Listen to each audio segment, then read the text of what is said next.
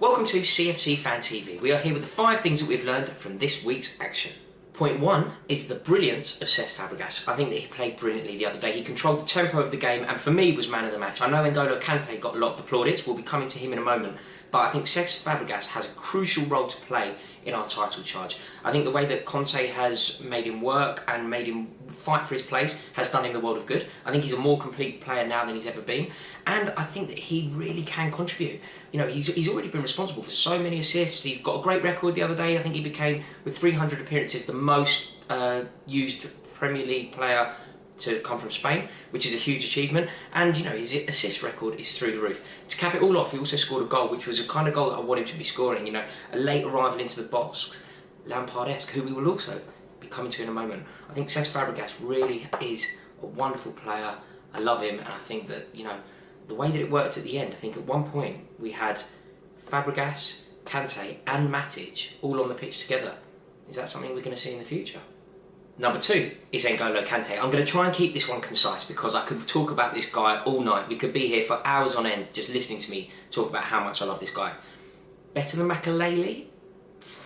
I mean, it's a huge thing to say and I'd really like to know your thoughts on that, but I think that you could certainly make a very strong case for it because I think he's so complete. I saw something very funny written on Twitter that he managed to tackle 2 players at once twice during the game, which is an outstanding statement, but it's absolutely true. He really was unplayable. He was everywhere, and I think where he is often underrated is his skill and prowess on the ball. Of course, he's fantastic at winning the ball. Of course, his work rate, his tackling, all of that stuff is taken for granted.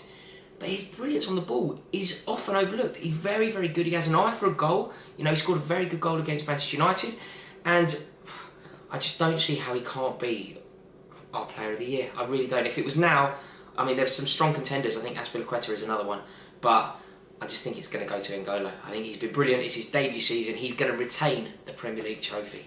Fingers crossed.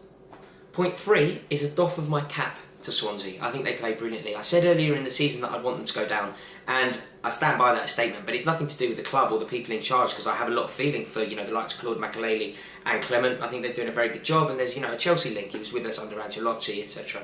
So I'd like them to do well individually, but it's a very, very boring away day for me, and I'm not looking forward to doing it again. So for that reason, I'd like them to go down. But if they play like that for the rest of the season, they're going nowhere. They were marvellous, I thought. I thought Gylfi Sigurdsson was great. I know he's got a very good record against us. I think he scored 2 against us when he was playing for Tottenham. I think he scored a couple also for Swansea.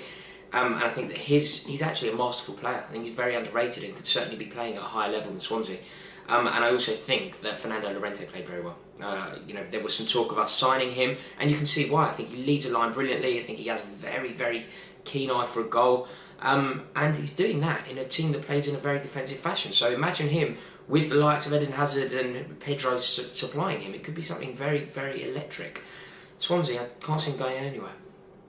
Point 4 is the most important point I'm going to make today. It's not the most emotional, that's coming next. But this is the reason that Chelsea are going to win the Premier League. And it's the resolve that team demonstrated the other day. It was incredible.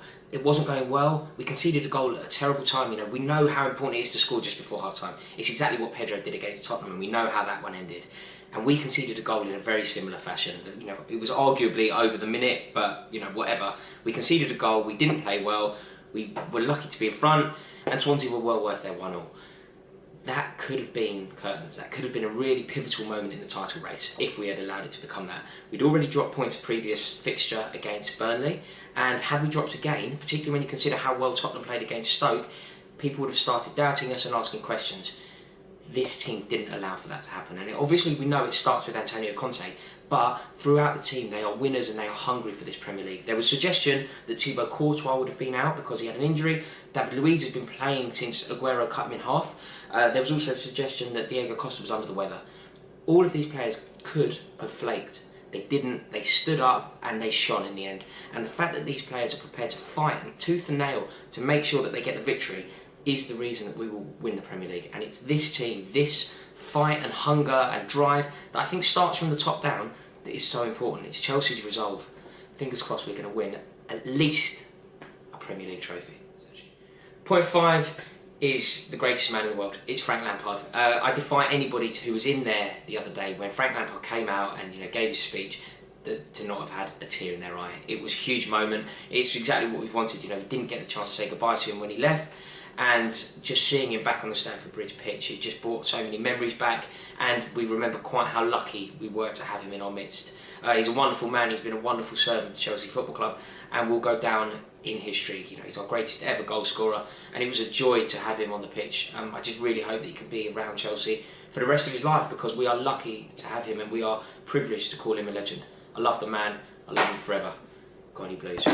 Right, there we have it. They are the 5 things that I think we have learned from this weekend's action. What I need from you is your thoughts. Do you agree with me? Do you think I've got the 5 correct? If not, comment below, let me know what you think, and I'll be on the comments as soon as this video goes live. So, say hello.